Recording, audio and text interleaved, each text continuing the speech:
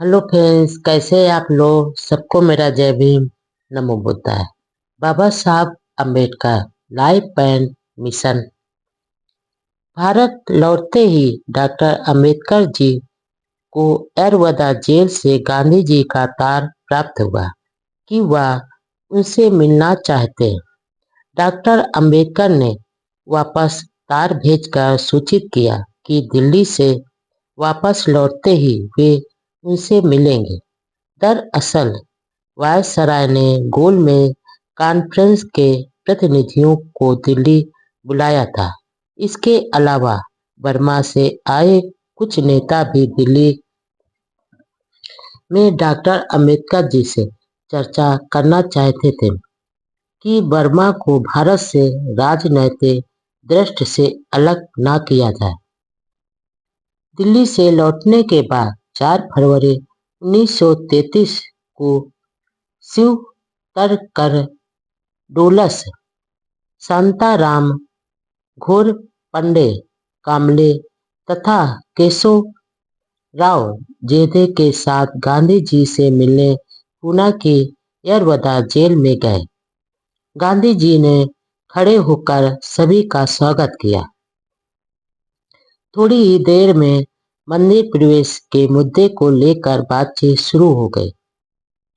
गांधी जी ने बाबा साहब को डॉक्टर सुब्ररायन और रंगा अय्यर के मंदिर प्रवेश प्रस्ताव का समर्थन करने के लिए आग्रह किया।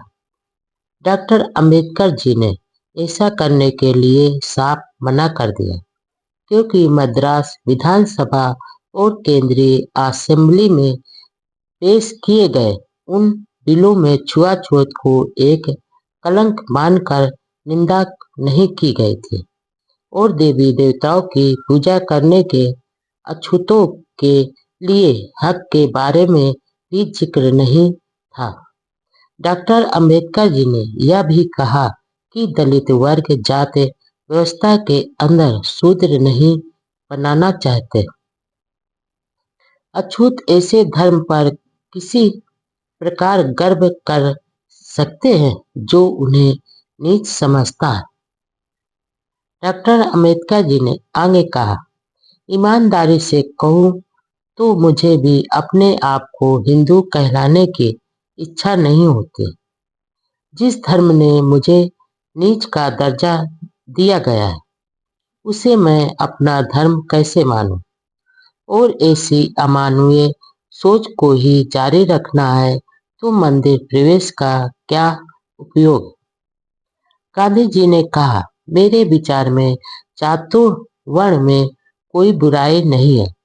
सवर्ण हिंदुओं को ऐसे अवसर मिलने चाहिए ताकि वे अपने पापों का खुद प्रायश्चित करके हिंदू धर्म को शुद्ध बनाएं। मंदिर प्रवेश के मुद्दे पर उपेक्षा भाव मत दिखाओ। सनातनी हिंदू और सरकार दोनों इससे लाभ उठाने की कोशिश करेंगे। यदि ये सुधार किए गए तो समाज में अछूतों का स्थान ऊंचा हो जाएगा। डॉक्टर अम्बेडकर गांधी से सहमत नहीं हुए और कहा कि यदि दलित वर्ग सामाजिक, शैक्षणिक व आर्थिक रूप से प्रगति करते हैं तो मंदिर प्रवेश का मुद्दा स्वतः ही हल हो जाएगा। जब तक हिंदू धर्म से जात व्यवस्था का अंत नहीं होता, तब तक हिंदू धर्म शुद्ध नहीं होगा और उसमें रहने वाले अछूतों का सामाजिक कल्याण संभव नहीं होगा। इस विचार विमर्श के बाद डॉक्टर अम्बेडकर जी बम्बई आ गए। चातुर्वर्ण व्यवस्था के समर्थक थे गांधी जी। डॉक्टर अम्बेडकर जी गांधी जी से सहमत नहीं हुए तो उन्होंने अपने अखबार हरिजन के लिए संदेश मांगे। जाने पर बाबा साहब ने यह संदेश लिखा, अछूत लोग जात व्यवस्था की उपज है। जब तक जातियां हैं तब तक अछूतपन ही रहेगा। जात पात को खत्म किए बिना अछूतों का उद्धार नहीं हो सकता।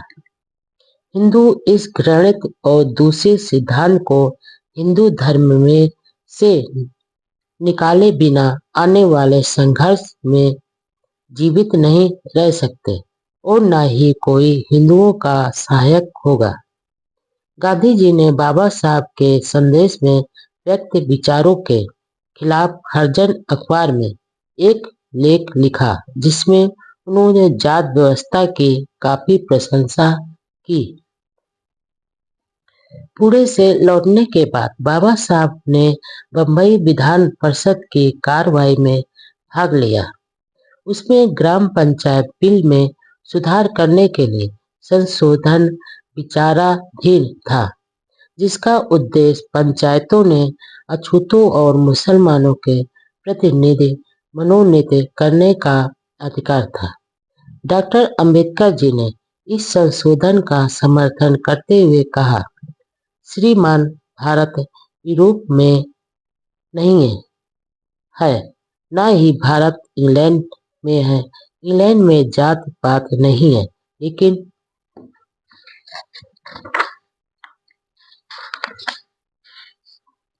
हमारे देश में यह जिंदा है।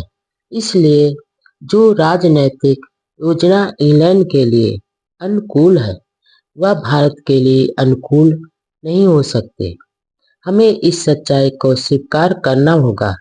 मैं एक ऐसी व्यवस्था चाहता हूँ जिसमें मुझे न सिर्फ वोट देने का अधिकार हो, बल्कि मेरे वर्ग के लोगों को सदन में जाने का अधिकार भी हो, जहाँ वे न केवल बहस में भाग ले सके, बल्कि वे समस्याओं के निर्णय भी भाग ले।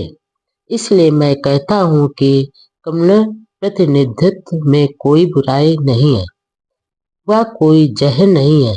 देश के विभिन्न वर्गों के हितों की रक्षा के लिए यह सर्वोत्तम योजना है और मैं उसे संविधान की विकृत नहीं मानता।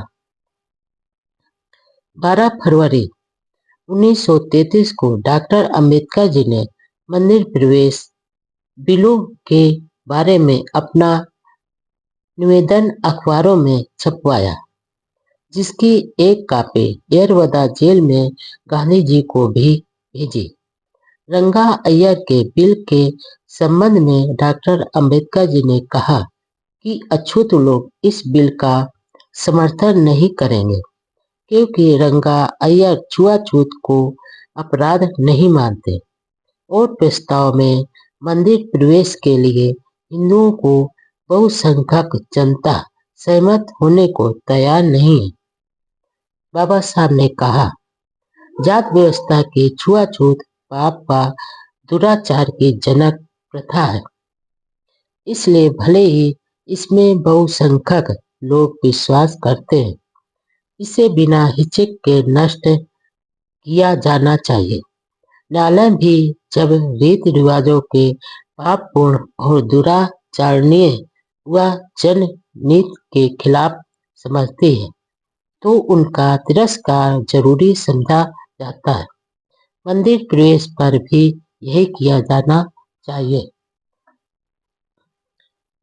अछूतों की मुक्ति का मार्ग, उच्च शिक्षा, रोजगार व उत्तम व्यवसाय। अछूतों की सामाजिक व आर्थिक समस्या को देखते हुए बाबा साहब ने कहा कि अछूतों की मुक्ति का मार्ग उच्च शिक्षा, उच्च रोजगार और जीविका कमाने के उत्तम ढंगों में निहित है। यदि एक बार वे सामाजिक जीवन में ठीक स्थान पर पहुंच जाएंगे, तो उनका आदर होने लगेगा। यदि एक बार वे सम्मान योग्य बन जाएंगे, तो रूढ़वादी हिंदुओं में उनके प्रति धारणाएं बदलेंगी, और यदि उनका दृष्टिकोण नहीं भी बदले, तो अछूतों के आर्थिक हितों को कोई नुकसान नहीं होगा। बाबा साहब ने आगे कहा कि जिस प्रकार उन यूरोपीय क्लबों और सामाजिक स्थानों पर ऐसे बोर्ड लगे हुए हैं जिन पर लिखा है कुत्तों और भारतीयों को अंदर आने की अनुमति नहीं। उसी प्रकार हिंदुओं ने कर रखा है और मंदिर पर बोर्ड लगा रखा है। सभी हिंदू और कुत्तों व अन्य जानवरों के प्रवेश की स्वतंत्रता है। सिर्फ अछूतों के लिए प्रवेश वर्जित है। अतः डॉक्टर अंबेडकर जी ने स्पष्ट कह दिया। वे हिंदुओं को सिर्फ इतना कहना चाहते हैं कि यदि वे समझते हैं कि मंदिर प्रवेश से रोकना मानवता के खिलाफ बुरी बात है, दुष्ट प्रवृत्ति है, तो अपने धार्मिक स्थानों के द्वार अछूतों के लिए खोल दे और सब व सज्जन होने का प्रमाण दे।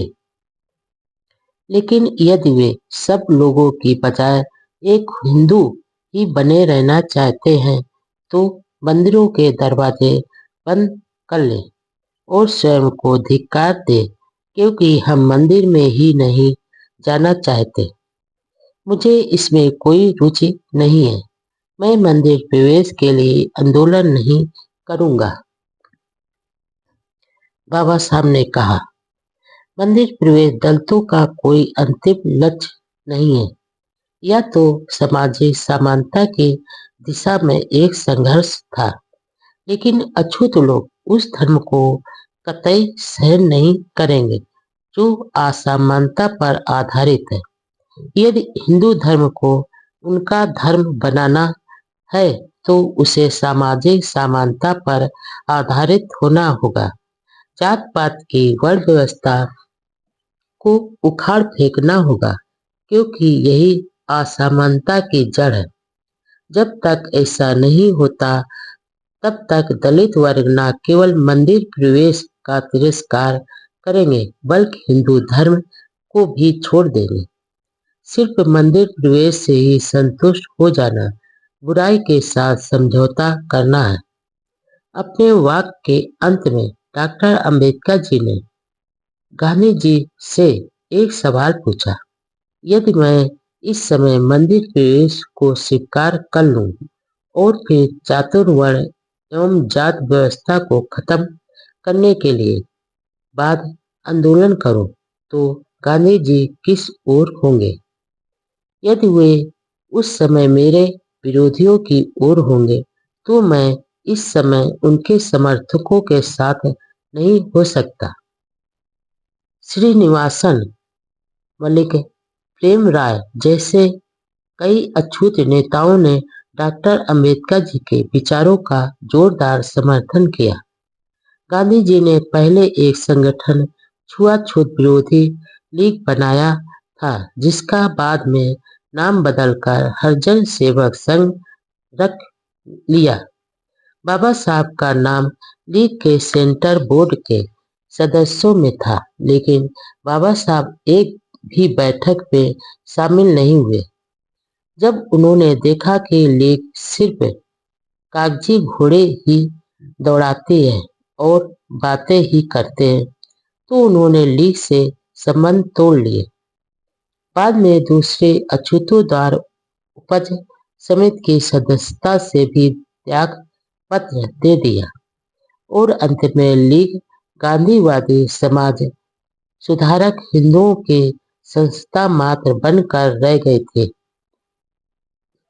गांधी जी डॉक्टर अंबेडकर जी के इन विचारों से कतई सहमत नहीं हुए और उन्होंने अपना अलग वक्तव्य छापा। मैं एक हिंदू हूँ, केवल इसलिए नहीं कि मैं हिंदू धर्म में जन्मा हूँ, बल्कि अपने विश्वास और चुनाव से भी हिंदू हूँ। मेरी धारणा के हिंदू धर्म में कोई ऊंच नीच नहीं है। लेकिन जब डॉक्टर अंबेडकर जी स्वतः ही वर्ण श्रम धर्म का विरोध करते हैं तो मैं उनके साथ नहीं हो सकता, क्योंकि मैं वर्णाश्रम को हिंदू धर्म का अभिन्न अंग मानता हूँ।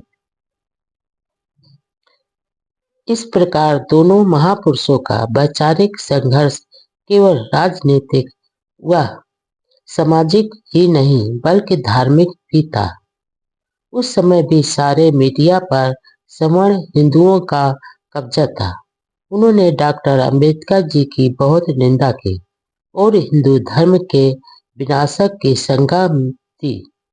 अछूतों के विरोध के कारण रंगा अय्यर के बिल में संशोधन किए गए और 24 मार्च 1933 को अय्यर का बिल सेंट्रल असेंबली में पेश हुआ, लेकिन रूढ़वादी हिंदुओं की मिलीभगत के कारण वह बिल हमेशा के लिए दफना दिया गया।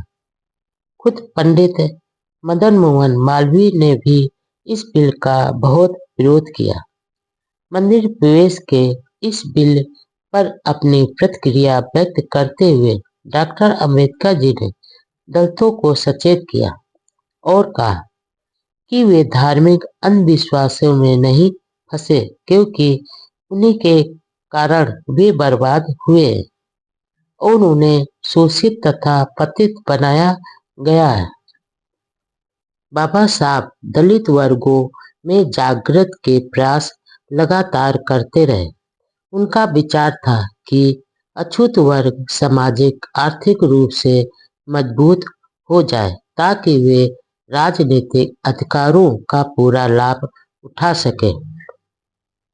वे सामाजिक व धार्मिक रूढ़ियों पर निरंतर चोट करते रहे। महाराष्ट्र के थाना जिले के कसरा गांव में एक बड़ी सभा में भाषण देते हुए उन्होंने कहा, हम हिंदू धर्म में समानता चाहते हैं और जात पात की वर्ण व्यवस्था को नष्ट करना चाहते हैं। उनके लिए रोजी रोटी का सवाल ईश्वर की पूजा से कहीं ज्यादा महत्वपूर्ण है। तुम्हें जो राजनीतिक अधिकार मिल रहे हैं वे आपके महाड़ और नासिक जैसे संघर्षों के कारण ही मिल रहे हैं। इन संघर्षों के समाचार लंदन टाइम्स में छपते रहते थे, जिसे पढ़कर अंग्रेजों की आंखें खुली और उन्होंने इसमें रुचि ली। डॉक्टर अंबेडकर जी ने कहा, आपने जो कुछ खोया है उसे दूसरों ने पाया है। आपका निरंतर अपमान दूसरों के सम्मान का कारण है। आपका निराधर तुम्हारे अभाव, कष्ट, दरिद्रता व अपमान पिछले जन्म के पापों के कारण नहीं है, बल्कि यह आप पर छाए हुए लोगों के अत्याचार, अन्याय व शोषण के कारण है। आपके पास जमीन नहीं क्योंकि दूसरों ने छीन ली। आपको सरकारी नौकरी नहीं मिलती क्योंकि इस पर दूसरों का एकाधिकार है। अतः भाग पर भरोसा मत रखो, बल्कि अपनी शक्ति व क्षमता में विश्वास करो। फरवरी 1933 में मझगांव, बंबई की एक अन्य सभा में बाबा साहब ने कहा, हमारे आंदोलन का लक्ष्य अन्याय, अंधविश्वास के खिलाफ संघर्ष करना और उच्च वर्ग के हर विशेष अधिकार को समाप्त करके निर्धन जनता की गुलामी को तोड़ना है। दलितों को आह्वान करते हुए कहा, अपने अधिकारों के लिए संघर्ष जारी रखें और उन बुराइयों का त्याग करें जिनसे वे बर्बाद हुए, जिनके कारण चालाक लोग उन्हें ठगते हैं और पतन की ओर धकेल देते हैं। मृत पशुओं का मांस खाना छोड़ दो। लोग पूछते हैं कि फिर अछूत क्या खाएंगे? उत्तर में मैं आपको एक सदाचारी महिला का उदाहरण देता हूँ। यदि उस पर बुरे दिन आ जाए तो वह वैश्या का जीवन गुजारने को तैयार नहीं होगी। वह सम्मान व स्वाभिमान के लिए दुख झेलती है। इसलिए संसार में सम्मान से रहना सीखो। आपके मन में यहाँ कुछ कर दिखाने की अभिलाषा होनी चाहिए। वे ही लोग आगे बढ़ते हैं जो संघर्ष करते हैं। निराशा और हताशा के दिन बीत गए और नव युग शुरू हो रहा है। अपनी दास्तां खुद मिटानी है। ईश्वर या अवतार के भरोसे मत रहना। मार्च 1933 में बंबई में हुई एक सभा में डॉक्टर अंबेडकर जी ने कहा, तुम्हें अपनी दास्तां खुद मिटानी है। उसके अंत के लिए काल्पनिक ईश्वर या किसी अवतार का इंतजार मत करो। आपकी मुक्ति आर्थिक व राजनीतिक शक्तियों में निहित है, न कि तीर्थ स्थानों और व्रत उपवासों में। शास्त्रों व पुराणों को पढ़ने से वे तुम्हें भूखमरी से नहीं बचा पाए। तुम्हारे पूर्वज यह सदियों से करते आ रहे, लेकिन तुम्हारी दशा में कोई सुधार नहीं हुआ। आपके पूर्वजों की तरह आपके शरीर पर भी फटे हुए कपड़े हैं।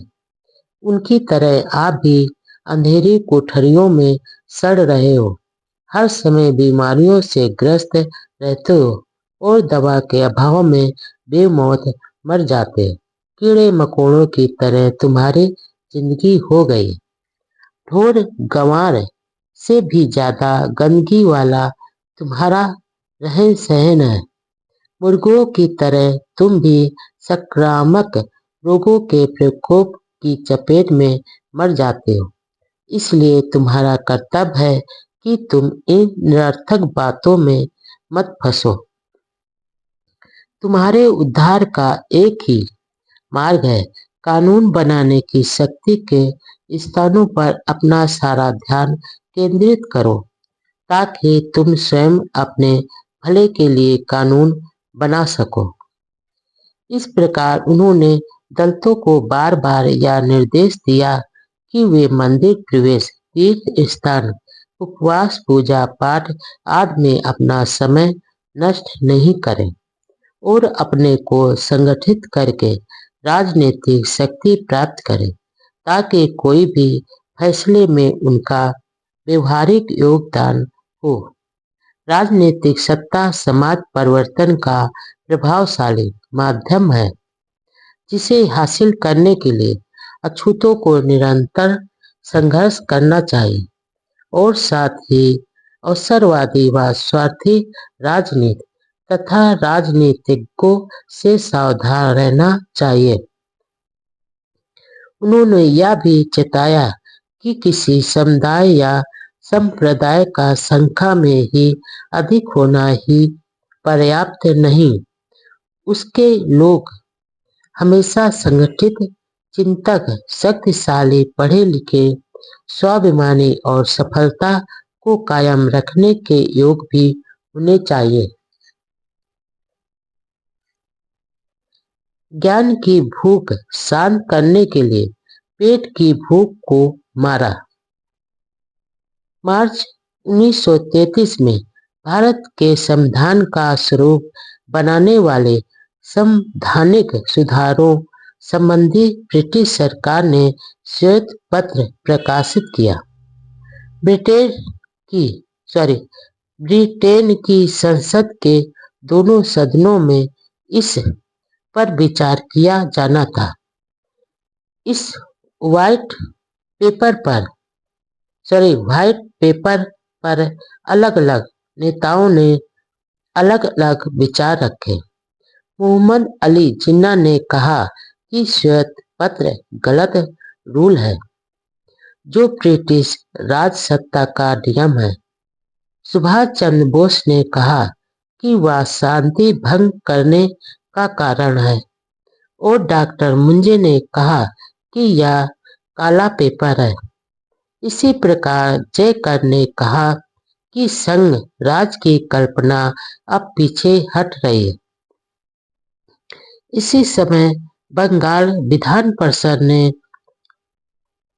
पूना पैक्ट को रद्द करने के लिए एक प्रस्ताव प्रस्तुत किया। डॉक्टर अंबेडकर जी ने टाइम्स ऑफ इंडिया के जरिए कहा कि बंगाली हिंदू नेताओं ने पूना पैक्ट समझौते में पूरी तरह से भाग लिया। बंगाली नेताओं ने उस समय पूरी चर्चा की थी और अब उनका यह कहना है कि वे इसमें शामिल नहीं थे सरासर झूठ है। व्हाइट पेपर की घोषणा के बाद प्रतिनिधित्व करने के लिए 17 सदस्यों की एक ज्वाइंट कमेटी नियुक्त की गई, जिसमें डॉक्टर अंबेडकर जी का भी नाम था। 23 अप्रैल 1933 को डॉक्टर अंबेडकर जी ने एक बार फिर गांधी जी से यरवदा जेल में मिले। डॉक्टर अंबेडकर जी की प्रसिद्धि लगातार बढ़ती जा रही थी, लेकिन हिंदू नेताओं का डॉक्टर अंबेडकर जी के प्रति व्यवहार बदल नहीं रहा था। दलितों की सेवा के योगदान के लिए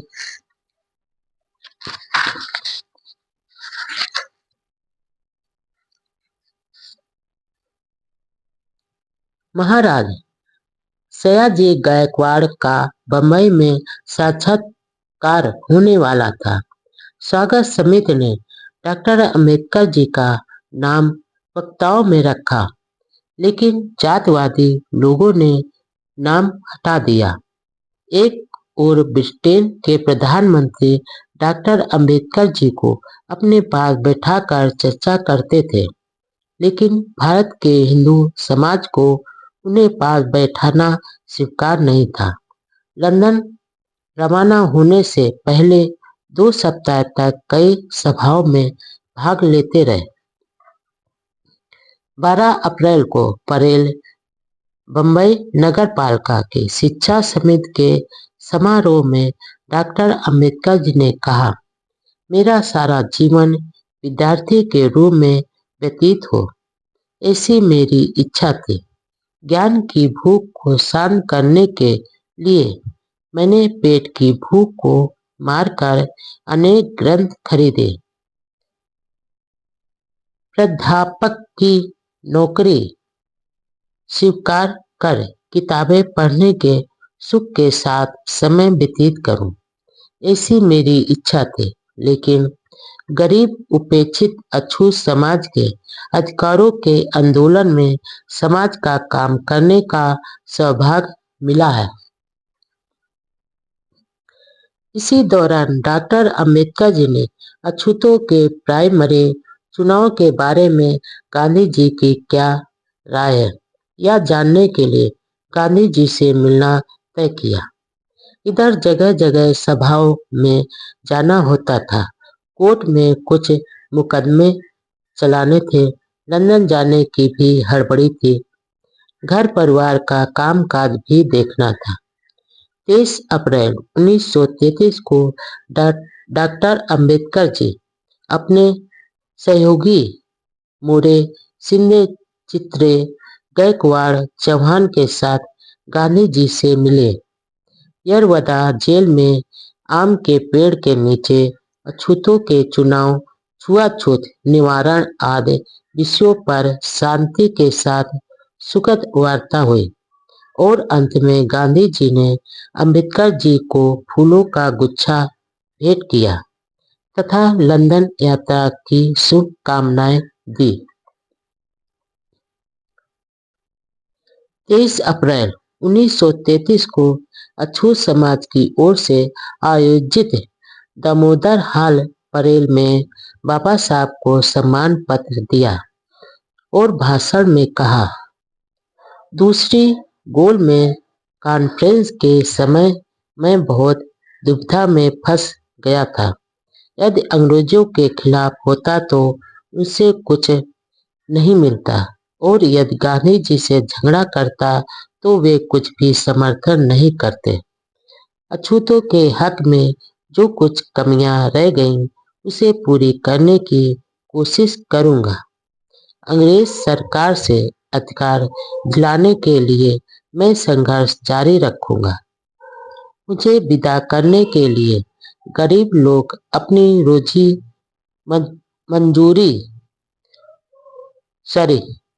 मजदूरी छोड़कर बंदरगाह पर नहीं आए। मुझे यह सब अच्छा नहीं लगता है।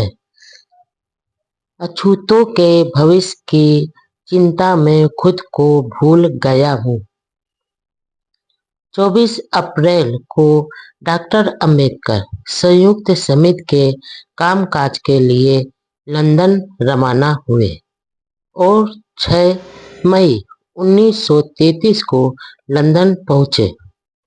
8 मई को गांधी जी द्वारा आत्म शुद्धि के लिए शुरू किए अनशन की खबर लंदन में पढ़ी।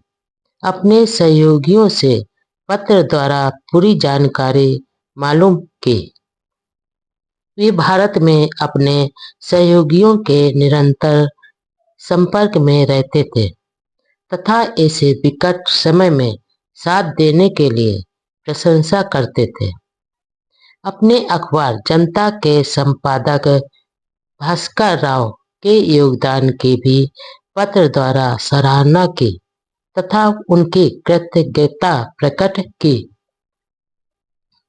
जनता अखबार का डॉक्टर अंबेडकर जी विशेषांक देखकर बाबा साहब ने लिखा कि सिर्फ मेरा गुणगान ही करना ठीक नहीं है, बल्कि मेरे द्वारा तथा मेरे जैसे लोगों द्वारा अछूतों के लिए उठाए मुद्दों पर ज्यादा चर्चा हो।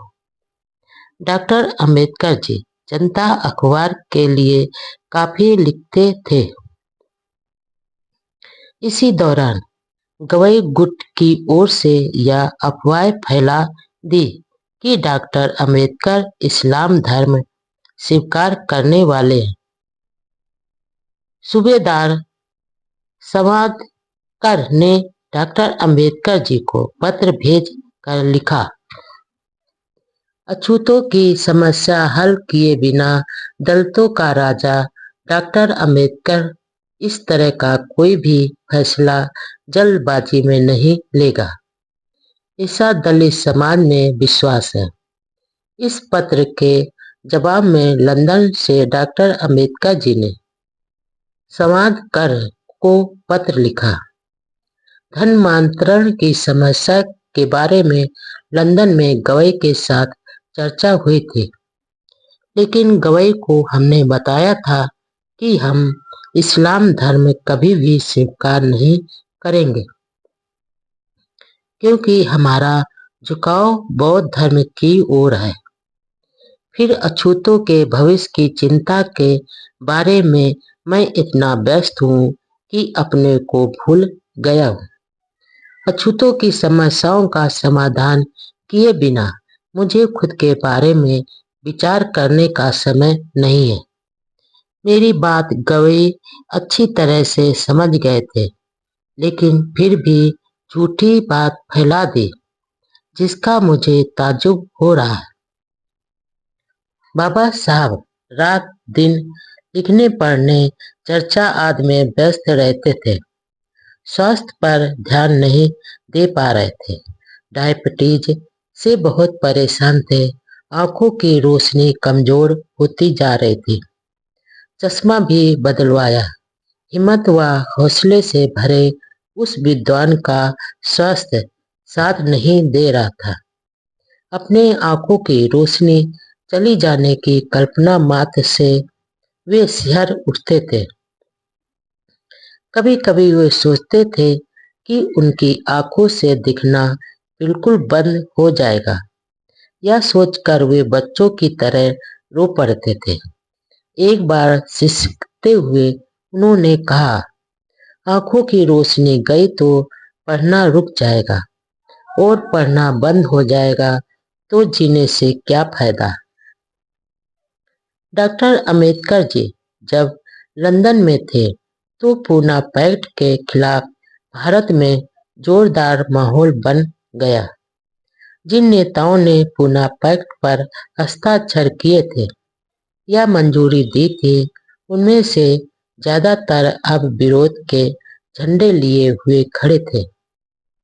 जो रविन्द्रनाथ टैगोर पहले पूना पैक्ट से बहुत खुश थे, वह भी अब विरोध के गीत गाने लग गए और बंगाल के हिंदू नेताओं के साथ पूना पैक्ट रद्द करने के प्रस्ताव के पक्ष में हो गए।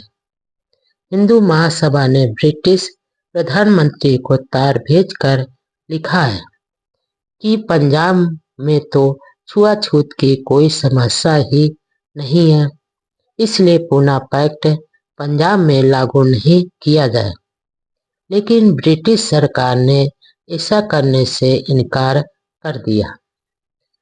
लंदन में ज्वाइंट कमेटी के अधिवेशन में डॉक्टर अंबेडकर जी 3 अक्टूबर 1933 को भारतीय प्रतिनिधियों की ज्वाइंट कमेटी का अधिवेशन लंदन में शुरू हुआ। 23 अक्टूबर को सर विंस्टन चर्चिल के साथ चर्चा हुई। डॉक्टर अंबेडकर की चर्चिल से बहुत नोकझोंक हुई, लेकिन आत्मविश्वास, साहस व जानकारियों से भरे डॉक्टर अंबेडकर जी के आगे चर्चिल सहित ब्रिटिश राजनेताओं की बोलती बंद हो गई। कमेटी ने नवंबर 1933 में अपना काम पूरा कर लिया। जो चर्चा हुई उसके आधार पर संविधान लिखने के लिए एक छोटी कमेटी बनाई गई। डॉक्टर अंबेडकर जी कुछ दिनों के लिए लंदन रुके। वह अपनी किताब भारत में सेना के संबंध में सामग्री इकट्ठी करना चाहते थे। लंदन प्रवास के दौरान सितंबर व अक्टूबर में डॉक्टर अंबेडकर जी अलग अलग स्थान, जिनमें प्रसिद्ध इंपीरियल होटल, मांगटेन्यू होटल तथा ब्लूमसबरी रोड के पैलेस होटल में रहे। पैलेस होटल में निवास के दौरान महार व चमार समाज के विवाद के बारे में एक पत्र लिखा। उसकी भी यहाँ जानकारी देना जरूरी है। वहां से एक पत्र में उन्होंने लिखा, मुझ पर यह आरोप लगाया जाता है कि मैं चमारों व महारों में भेदभाव करता हूँ, यानी महारों का पक्ष लेता हूँ। यह झूठ है और इस तरह की ओछी बातों से मैं ऊब गया हूँ। महाराष्ट्र में चमार कम संख्या में है और आंदोलन में ज्यादातर महार ही है। फिर देश महार कहते हैं कि मैं कोकड़ी महार हूँ। कोकड़ी महार कहते हैं कि मैं देश महारों की सलाह पर चलता हूँ। एक पार्टी के लोग कहते हैं कि मैं दूसरी पार्टी की मुट्ठी में हूँ। जब तक जातियां हैं यह वाद विवाद चलता ही रहेगा और इस करवाहट का अंत जात के साथ होगा। इस संबंध में दंतोपंत पवार से उनके बीच मतभेद थे, जिसके कारण बाबा साहब दुखी थे। आखिर एक दिन दुखी होकर पवार को लिखा, गोलमेज परिषद का काम समाप्त होते ही मैं राजनीति व सार्वजनिक कार्य छोड़कर वकालत के धंधे की ओर ध्यान केंद्रित करने वाला हूँ।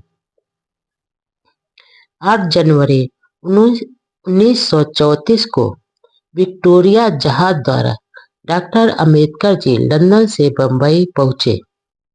जहाज से उतरे तो वे बहुत खुश नजर आ रहे थे। बंदरगाह पर पत्रकारों से बातचीत में उन्होंने कहा, हो सकता है कि ज्वाइंट कमेटी व्हाइट पेपर में दर्ज सुझाव पर कुछ बदलाव करे, लेकिन मोटे तौर पर हम सभी सुझाव स्वीकार कर लेंगे और अन्य मांगों के लिए संघर्ष करेंगे। भविष्य की योजना के बारे में पूछे जाने पर डॉक्टर अंबेडकर जी ने कहा, राजनीति में मेरी कोई विशेष रुचि नहीं है। इन दिनों आर्मी इन इंडिया नामक बुक लिख रहा हूँ, जिसे जल्दी ही पूरी करने की कोशिश करूंगा। इस ग्रंथ के लिए बाबा साहब ने लंदन से भी काफी सामग्री एकत्रित की थी, लेकिन यह ग्रंथ पूरा नहीं हो पाया, जिसके कारण हम उनके इस क्षेत्र की महत्वपूर्ण जानकारियों से वंचित रह गए। समाज की पीड़ाओं के लिए वह खुद ही पीड़ा भूल गए। 1930 से 1934 तक शोषित समाज के मानवीय अधिकारों के लिए डॉक्टर अंबेडकर जी पिछले 4 साल से देश विदेश में काफी शारीरिक व मानसिक परिश्रम कर रहे थे, लेकिन स्वास्थ्य की ओर ध्यान नहीं दे पा रहे थे। डायबिटीज के कारण पैरों में दर्द होता था, आंखों की रोशनी भी कमजोर होती जा रही थी। ऐसे में वह आराम व शांति के लिए किसी शांत एकांत जगह पर जाना चाहते थे। पहले बोड्री और फिर समुद्र के किनारे महाबलेश्वर में कुछ दिन आराम किया। बोड्री से कमलकांत चित्रे को उन्होंने पत्र लिखा, शांत सागर मानो मुझे पुकार रहा है और मुझे उसका आमंत्रण स्वीकार करना ही चाहिए। मैं अभी तैरने के लिए जा रहा हूँ। वहां भी मित्रगण मिलने आ जाते थे। इन दिनों वह अपना सिर मुड़वाकर ऐसे कपड़े पहनते थे मानो सन्यासी भिक्षु हो गए हों। समाज की चिंता मानो उनकी नियत बन गई थी। वह वहां ज्यादा दिन रुक नहीं पाए और 8 जनवरी 1934 को बंबई आ गए। मई 1934 में डॉक्टर अंबेडकर जी कोल्हापुर के पास पन्नालगढ़ में फिर स्वास्थ्य लाभ के लिए आए। यहाँ कुछ दिन आराम करने के बाद बंबई लौट आए।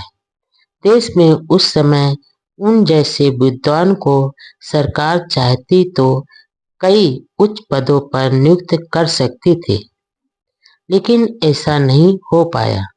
उन्होंने फिर से वकालत कर कुछ कमाने का विचार किया और जून 1934 में गवर्नमेंट लॉ कॉलेज बंबई में अंशकालिक नौकरी पर लग गए। हालांकि उनकी योग्यता व व्यक्तित्व के अनुकूल नहीं थे, लेकिन आर्थिक मजबूरियों के कारण उस छोटी नौकरी को भी स्वीकार करना पड़ा। इन दिनों भारतीय संविधान का बिल ब्रिटिश संसद में विचार विमर्श के लिए पेश किया जाने वाला था, जिसके लिए डॉक्टर अंबेडकर जी को खुशी का एहसास हो रहा था। हिंदू व्यवस्था पर आक्रामक व्यवहार के कारण डॉक्टर अंबेडकर जी के कई रूढ़वादी हिंदू दुश्मन बन गए थे। उन्हें मारने की धमकियों के साथ 2-3 बार मारने की कोशिश भी की, लेकिन निडर डॉक्टर अंबेडकर जी ने न तो अपना आंदोलन रोका और न ही आंदोलन की आक्रामकता कम की।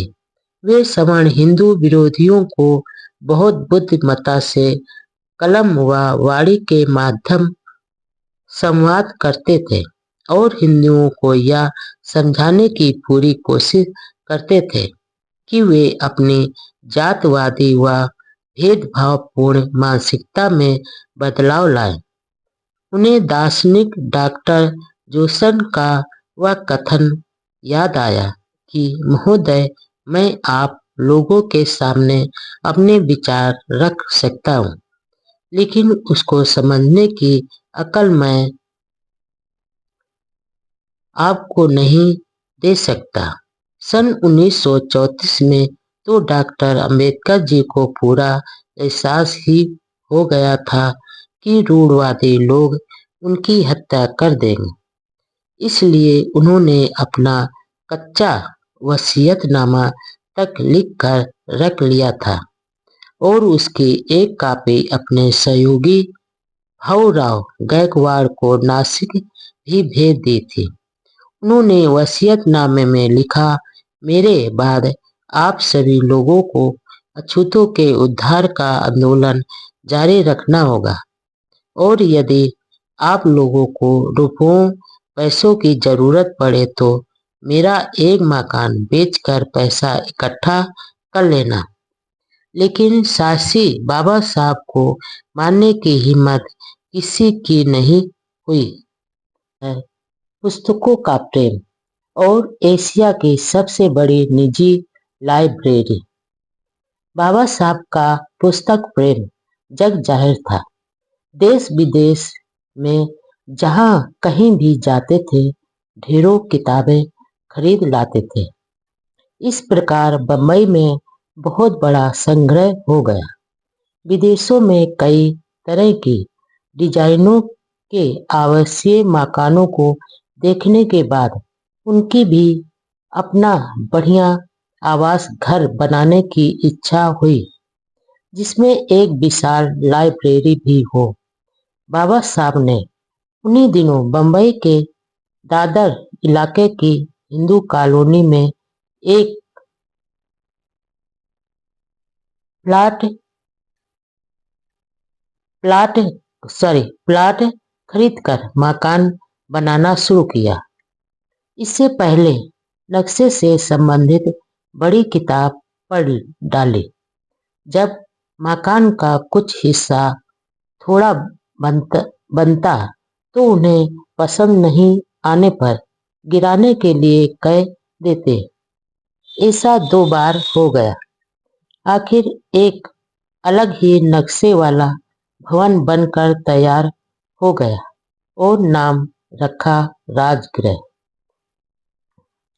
बौद्ध धर्म के प्रति श्रद्धा होने के कारण बौद्धों शासकों का प्राचीन शहर राजगृह नाम प्रिय लगा, जिसका तथागत बुद्ध के प्रति भी गहरा संबंध रहा है। राजगृह के एक बड़े भाग में उनकी प्रिय पुस्तकों को जमाया गया। बाबा साहब की पुस्तकों का यह विशाल संग्रह एशिया की सबसे बड़ी निजी पुस्तकालय था। वह अपने परिवार के साथ यहाँ रहते थे। यहाँ प्रायः उनके निमंत्रण तथा राजनैतिक व सामाजिक क्षेत्रों के लोग मिलने आते रहते थे। बाबा साहब को किताबों से इतना गहरा लगाव था कि जिस ठाकर प्रकाशक द्वारा उनकी पुस्तकों के रॉयल्टी लेते थे, उससे भी ज्यादा कीमत की वापस वहां से किताबें खरीद लेते थे। बम्बई में ठाकर कंपनी के शोरूम में जब जाते थे तो वह इतनी सारी किताबें खरीद लेते थे कि 3 जनों को वे किताबें उठाकर उनकी कार में रखनी पड़ती थी। बाबा साहब के परिनिर्वाण के बाद राजगृह में लाइब्रेरी की सारी किताबें उनकी बनाई संस्था पीपुल्स एजुकेशन सोसाइटी ने खरीद ली और सोसाइटी के सिद्धार्थ कॉलेज बम्बई और मिलिंद कॉलेज औरंगाबाद में रखी हुई है। किताबों की तरह बाबा साहब को तरह तरह के पेन खरीदने का भी बहुत बड़ा शौक था। एक अमेरिकन यात्री ने इसे देखकर अचंभे के साथ लिखा कि इतनी बड़ी होम लाइब्रेरी मैंने कहीं नहीं देखी। जब बाबा साहब पढ़ने और लिखने बैठते थे तो भूख प्यास नींद आराम सब भूल जाते थे। अधिक अध्ययन के कारण उनकी आंखों की रोशनी भी कम हो गई। जब डॉक्टर ने पढ़ना कम करने की सलाह दी तो दुख व चिंता के मारे उनकी आंखों में आंसू आ गए। सोचने लगे, क्या पुस्तकों से मेरा संबंध टूट जाएगा। ऐसे थे वे कर्मयोगी। एक बार पंडित मदन मोहन मालवीय ने लाइब्रेरी की पुस्तकों के उस समय 2 लाख रुपए ऑफर किए, लेकिन बाबा साहब ने इनकार कर दिया। अब देश का ध्यान संविधान निर्माण की ओर। अब देश में संविधान निर्माण की दशा की ओर लोगों का ध्यान ज्यादा था। गांधी जी ने अहिंसक संघर्ष स्थगित कर दिया। मई 1934 में कांग्रेस कमेटी ने भी अपनी नीति बदल दी। कांग्रेस ने श्वेत पत्र और कम्युनल अवार्ड का खंडन कर दिया, लेकिन मुस्लिम लीग कम्युनल अवार्ड के तहत अधिकार चाहती थी। ऐसे में मुस्लिम लीग को खुश करने के लिए जुलाई 1934 में बंबई अधिवेशन में कांग्रेस ने कहा, कांग्रेस पार्टी ने कम्युनल अवार्ड को न स्वीकार किया है और न ही रद्द किया है। गांधी जी के नेतृत्व में कांग्रेस पार्टी में ऐसी दोहरी राजनीति खेली जा रही थी। डॉक्टर अंबेडकर जी बार बार गांधी जी से कहते रहे कि पूना पैक्ट की शर्तों को पालन होना चाहिए। इसी समय बंबई विधान परिषद ने रघुनाथ राव बरफले ने अछूतों के खिलाफ भेदभाव मिटाने के लिए प्रस्ताव रखा। विरोधियों ने यूं तो बिल को सराहा, लेकिन आखिर उसे रद्द कर दिया। इसी दौरान वकालत के संबंध में डॉक्टर अंबेडकर जी दौलताबाद गए। अपने साथियों के साथ वे पुराना किला देखने गए। अपने हाथ पैर धोने के लिए उन्होंने वहां के तालाब का पानी लिया। इतने में एक रूढ़िवादी मुसलमान जोर से चिल्लाया, डेडो ने तालाब को अपवित्र कर दिया है। यह सुनकर कई मुसलमान इकट्ठे हो गए। हालात बिगड़ते हुए देखकर डॉक्टर अंबेडकर जी ने एक मुसलमान नेता को शांत के साथ निडरता से कहा, क्या तुम्हारा धर्म यही सिखाता है? यदि मैं मुसलमान होता तो भी क्या इस तालाब पर पानी पीने के लिए रोकते? इसके बाद भीड़ शांत हो गई, लेकिन पुलिस ने एक सिपाही को बाबा साहब के साथ रखा ताकि किसी अन्य स्थान पर कोई अपमानजनक घटना न हो। इसी तरह एक बार दिसंबर 1934 में डॉक्टर अंबेडकर जी सिंहगढ़ गए हुए थे। वहां से सीधे भोर रियासत में अछूतों की सभा में जा रहे थे, तो रास्ते में 60-70 धर्मांध हिंदू हाथों में डंडे लाठियां लेकर गढ़ पर आ गए और बोले, तुमने शिवाजी का गढ़ अपवित्र कर दिया। हमला करने वाले ही थे कि डॉक्टर अंबेडकर जी ने साहसपूर्ण गर्जना के साथ जवाब देकर हमला नाकाम कर दिया। इस घटना के बाद सुनकर रमाबाई को भारी सदमा पहुंचा और कुछ दिनों बीमार सी दशा में रही। इन्हीं दिनों ज्वाइंट कमेटी की रिपोर्ट प्रकाशित हो गई और 19 दिसंबर 1934 को ब्रिटिश संसद में भारतीय संविधान का इंडिया बिल पेश किया गया। कमेटी की रिपोर्ट पर अपने विचार में डॉक्टर अंबेडकर जी ने विधान परिषद की स्थापना व गठन का विरोध किया। उन्होंने कहा कि दूसरे सदनों की स्थापना के साथ पुनः पैक्ट का उद्देश्य खत्म हो जाएगा।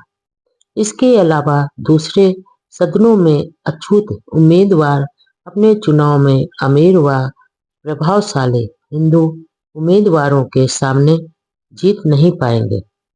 डॉक्टर अंबेडकर जी ने ज्वाइंट कमेटी की रिपोर्ट को भारत की प्रगति में रुकावट डालने वाला बताया। विधान परिषद की स्थापना का बाबा साहब ने साइमन कमीशन के सामने और गोलमेज सम्मेलन में भी विरोध किया था। दरअसल डॉक्टर अंबेडकर जी अछूतों के अधिकारों के प्रति पूरे सजग थे। वे हर अगले कदम की पूरी जानकारी लेते हुए तुरंत सक्रिय हो जाते थे। ब्रिटिश संसद में जॉइंट कमेटी की रिपोर्ट के अनुसार बनाए गए भारत विधेयक इंडिया बिल पर जोरदार बहस हुई। संसद में ब्रिटेन की कंजरवेटिव पार्टी के सदस्य A.W. गुडमैन ने अछूतों को अधिक अधिकार देने का पक्ष लेते हुए प्रभावशाली भाषण दिया।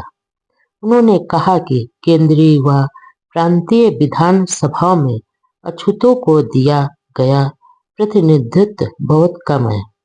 भारत में कांग्रेसी नेताओं ने कम्युनल अवार्ड को न स्वीकार और न अस्वीकार की नीति अपनाकर मुद्दे को बहुत उलझन में डाल दिया है।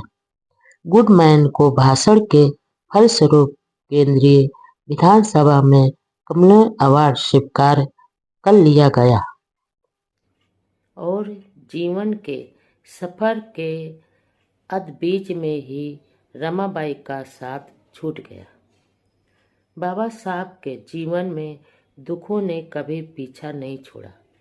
परिवार में एक के बाद दूसरा दुख आता रहा। पिताजी की मृत्यु के बाद बड़े भाई बालाराम का असमय देहांत हो गया।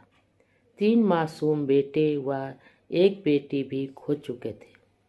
वे अब दादर में बनाए अपने नए आवासीय भवन राजगृह में परिवार के साथ रहते थे। हर समय अपने पति की चिंता करने वाली रमाबाई अक्सर बीमार रहती थी। इलाज के साथ वातावरण बदलाव के लिए उन्हें धारवाड़ भी ले गए, लेकिन कोई खास फर्क नहीं पड़ा। बाबा साहब उन दिनों बंबई से बाहर थे। माता रमाबाई के छोटे भाई शंकर राव बहन की सेवा कर रहे थे। रमाबाई ही की हालत बिगड़ने लगी तो बाबा साहब तुरंत बंबई आए। घर में बहुत ही चिंता का माहौल था। रमाबाई को अपने पति को पास देखकर हल्की राहत हुई और पास ही बैठे बाबा साहब को कहा, देखो, मेरे 7 करोड़ अछूत बच्चों का ख्याल रखना। आपने उनकी सेवा का व्रत लिया है और इस मार्ग से कभी विचलित मत होना।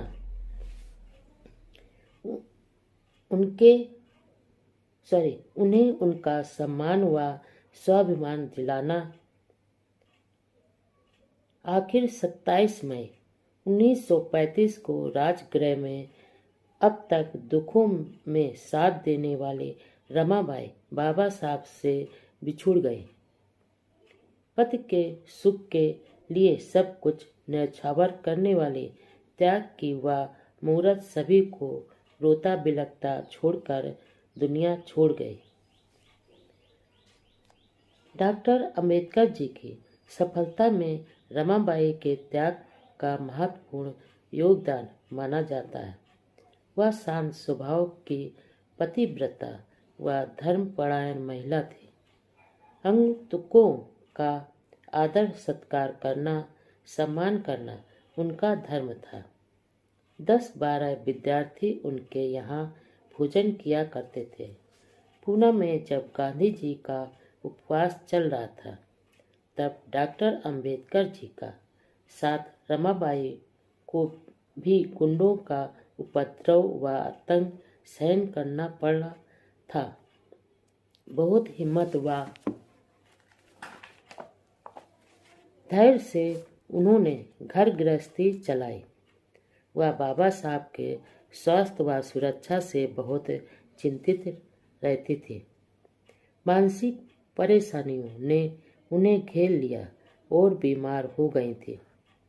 अपने 3 पुत्र एवं एक पुत्री गंगाधर, रमेश, राजरतन व इंदु की अकाल मौत के बाद भी रमाबाई ने धैर्य व हिम्मत रखकर डॉक्टर अंबेडकर जी को सांत्वना देती रहती थी। अब रमाबाई के निधन से डॉक्टर अंबेडकर जी पर दुखों का पहाड़ टूट पड़ा। रमाबाई के निधन के बाद बाबा साहब शुद्ध बुद्ध खो बैठे। सारे घर में मानो अंधेरा हो गया। प्रतिव्रत व त्याग की वह ज्योति बुझ चुकी थी। बाबा साहब बच्चों की तरह रोने लगे। उन्हें इस बात का भारी अफसोस हुआ कि वह अपनी जीवन संगिनी रामू को अब तक कष्टों के सिवा कुछ नहीं दे पाए और अब वह इस काबिल हो गए थे कि उन्हें सारे संसारिक सुख दे सकते थे। तब उन्हें बीच मझधार में छोड़कर चली गई। बाबा साहब का रमाबाई से गहरा प्रेम था। प्यार से रामू कहते थे, लेकिन आज रामू उन्हें छोड़कर चली गई। रामू ने दुखों के समय जो साथ दिया वह याद आने लगा। यशवंत राव और मुकुंद राव भी रोते रोते बेहोश हो गए। लक्ष्मी भाभी भी फूट फूट कर रो रही थी। शोक की यह खबर चारों ओर फैल गई। हजारों लोग राजगृह में एकत्रित हुए। विलाप के उस माहौल में जब रमाबाई की अर्थी को बाबा साहब ने अपना कंधा लगाया तो फिर से दहाड़ मारकर रोने लगे।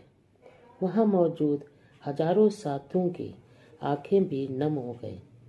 शव यात्रा में हजारों लोग शामिल हुए। रमाबाई के चले जाने के बाद बाबा साहब का मन इतना दुखी हुआ कि उन्हें जीवन से मानो बैराग हो गया। उन्होंने अपने बाल मुड़वा लिए और भगवा कपड़े पहन लिए। गृह त्याग के लिए सन्यासी जैसा व्यवहार करने लगे। अपने आप को 1 सप्ताह तक कमरे में बंद कर लिया। वह बहुत उदास, दुखी और चिंता में थे। बाबा साहब को सन्यासी के रूप में देखकर सभी नेता, कार्यकर्ता व अनुयायी चिंता में पड़ गए। अब उन्हें मार्ग बताने वाला कौन होगा? जिस मूक समाज के लिए वह मसीहा संघर्ष कर रहा था, क्या वह फिर से अंधेरे में डूब जाएगा? सभी ने बाबा साहब से प्रार्थना की कि वह सन्यासी नहीं बने। देश के करोड़ों अछूतों का क्या होगा? आप ही हमारे सब कुछ हो। आखिर कुछ दिनों बाद उन्होंने मानव कल्याण के मार्ग को ध्यान में रखकर गिरवे वस्त्र उतार दिए और वे हमारे बाबा साहब कहलाए। डॉक्टर भीमराव अंबेडकर जी के नाम से पहले बाबा साहब के सम्मानीय उपाधि किस प्रकार जुड़ी, इसकी भी रोचक कहानी है। लंबी बीमारी के बाद रमाबाई का देहांत हो गया। इससे पहले माता पिता और फिर एक एक कर 4 बेटे बेटियां भी बिछुड़ चुके थे। रमाबाई के बाद तो डॉक्टर अंबेडकर जी बहुत उदास व दुखी हो गए। अंतिम संस्कार के बाद सप्ताह भर तक स्वयं को कमरे में बंद कर आंसू बहाते रहे। परिजनों ने दरवाजा खटखटाया, बहुत पुकारा, विनती की। आखिर निकट सहयोगियों के आग्रह से दरवाजा खुला तो सभी यह देखकर दंग रह गए कि उनके मसीहा को तो बैराग हो गया है। सिर में काफी दर्द रहने लगा। ऐसा ही सिर दर्द माता भीमाबाई को होता था। इलाज से कोई फर्क नहीं पड़ा तो केव धाम संस्थान लोनावाला में एक आयुर्वेदिक केंद्र पर इलाज के लिए गए। वहां अपना सिर मुड़वा लिया। ढीला गेरुआ चोला पहन लिया, हाथ में लाठी लेकर अपने अनुयायियों के सामने प्रकट हुए तो सभी के मुंह से सम्मान का शब्द बाबा साहब निकला। इस प्रकार 1936 से वे बाबा साहब कहे जाने लगे। दरअसल महाराष्ट्र में सम्माननीय व्यक्तियों के लिए दादा, बाबा, बाला आदि शब्दों के साथ साहब शब्द जोड़कर सम्मान से संबोधित किया जाता है। इससे पहले उन्हें डॉक्टर साहब कहकर आदर से संबोधित करते थे। रमाबाई का स्वभाव बहुत धार्मिक था। बाबा साहब के साथ रहते हुए उन्होंने बहुत दुख झेले, लेकिन कभी उप तक नहीं किया। राजगृह जैसे भव्य भवन में भी वह एक साधारण महिला की तरह व्यवहार करती थी। वह अपने पति के सुख व समृद्धि के लिए व्रत उपवास भी करते थे। वह हर पूर्णिमा के दिन उपवास करते थे। उन्हें इस बात की बहुत चिंता रहती थी कि बाबा साहब खुद की कोई परवाह किए बिना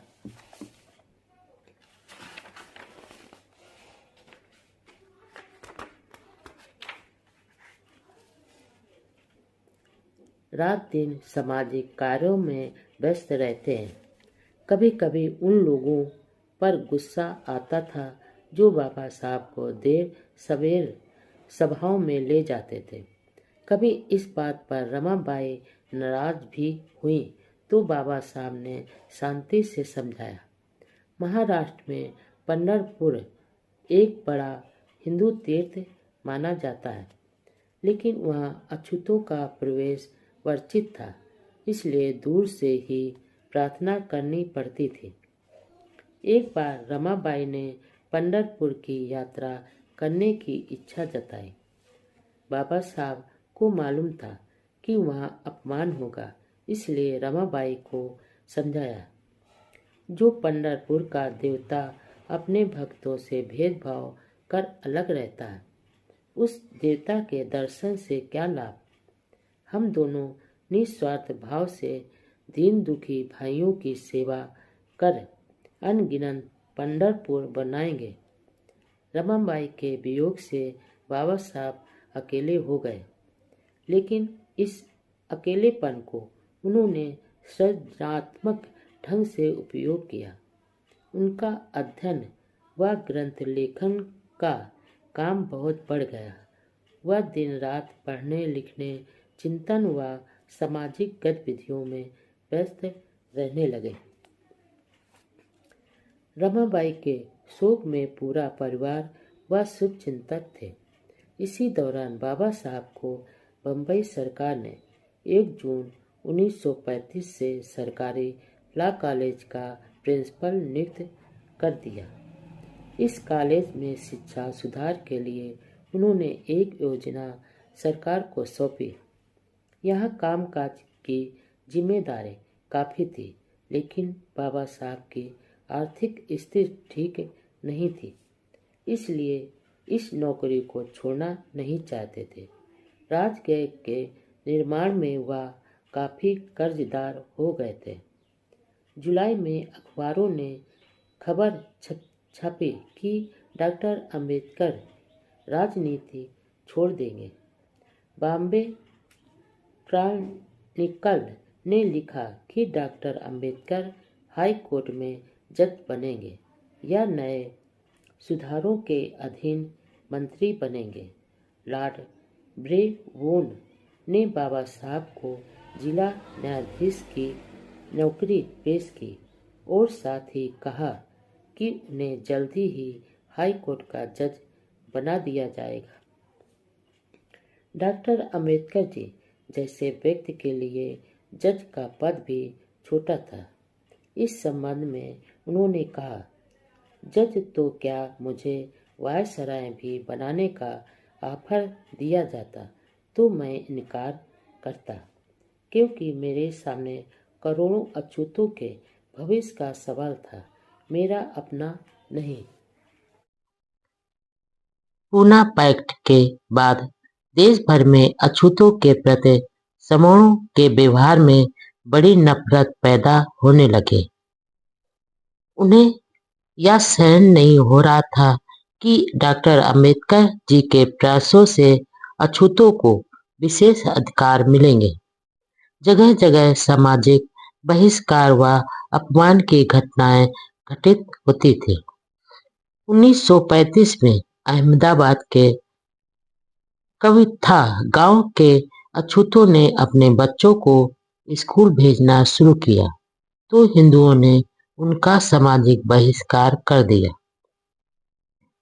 इसी जिले के जनू गांव में महिलाओं ने मिट्टी की बजाय धातु के बर्तनों में पानी लाना शुरू किया तो हिंदुओं ने उनका भारी अपमान किया। इसी दौरान जयपुर के पास ही चकवाड़ा गांव में अछूतों ने एक सामाजिक समारोह में देसी घी में पकवान बनाए तो समूहों को यह सहन नहीं हुआ। अछूतों पर भीड़ ने लाठियों से हमला किया, तैयार खाना जमीन पर फैला दिया और खाने से भरी कढ़ाइयों में मिट्टी मिला दी। उन दिनों गांधी जी अहमदाबाद में रहते थे, लेकिन उन्होंने ऐसी घटनाओं को रोकने के लिए विशेष प्रयास नहीं किए। सवर्णों का हृदय परिवर्तन कराने में उन्हें सफलता नहीं मिल रही थी। गांधी जी का हरिजन सेवक संघ भी इस दिशा में असफल था। 13 अक्टूबर 1935 को महाराष्ट्र के नासिक जिले के येवला में अछूतों का एक विशाल सम्मेलन होने जा रहा था। अखबारों में यह खबर फैल गई कि येवला सम्मेलन में डॉक्टर अंबेडकर जी धर्म परिवर्तन की घोषणा करने वाले हैं। यह खबर आग की तरह फैल गई। बाबा साहब के मित्रों व साथियों ने उनसे पूछा कि क्या यह खबर सही है। कई सनातनी हिंदुओं ने डॉक्टर अंबेडकर जी से आग्रह किया कि फिलहाल वह ऐसी घोषणा नहीं करें। हिंदुओं को हृदय परिवर्तन का कुछ समय और दे। केलकर, होपतकर, चिपलुनकर, शास्त्री और मात्रे जैसे समाज सुधारकों ने इस तरह का पत्र डॉक्टर अंबेडकर जी को लिखा। डॉक्टर अंबेडकर जी पिछले 10 वर्षों से हिंदू समाज में सुधार के लिए निरंतर प्रयास कर रहे थे। अछूतों का जीवन नरकीय था।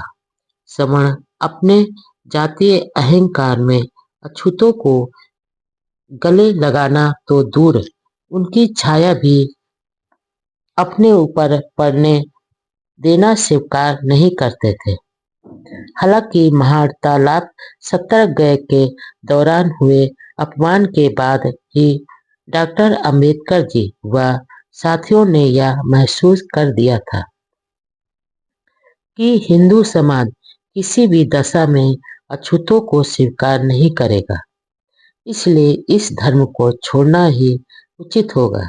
लेकिन इसके बावजूद भी वे इंतजार करते रहे और इसी में सुधार के प्रयास करते रहे। महान सत्याग्रह का कोर्ट में मुकदमा चल रहा था। बार बार पैरवी के लिए वहां जाना पड़ता था। एक बार भारी बारिश से मार्ग रुक गया। जहां मोटर रुकी वहां कोई अछूत बस्ती नहीं थी। किसी सवर्ण का दिल नहीं पिघला, किसी ने शरण नहीं दी और ना भोजन दिया। बाबा साहब घर आने के बाद इतने दुखी हुए कि खूब रोए और 2 दिन तक अपने कमरे में ही रहे। मित्रों ने आकर उनसे शांत रहने का आग्रह किया। 1929 में ही जलगांव में अछूतों का यह सलाह दी थी कि सारी कोशिशों के बावजूद यदि कोई खास समय तक सवर्ण हिंदुओं का हृदय परिवर्तन नहीं होता है तो वे तुम्हारे दुखों की तरफ ध्यान नहीं देते। और जो धर्म इंसान नहीं समझता, इंसान की तरह जीवन में खान पान, रहन सहन और स्वयं का विकास करने की स्वतंत्रता नहीं देता है, उसे त्याग कर तुम बिना हिचक दूसरे धर्म को स्वीकार करो जिसमें यह सब है।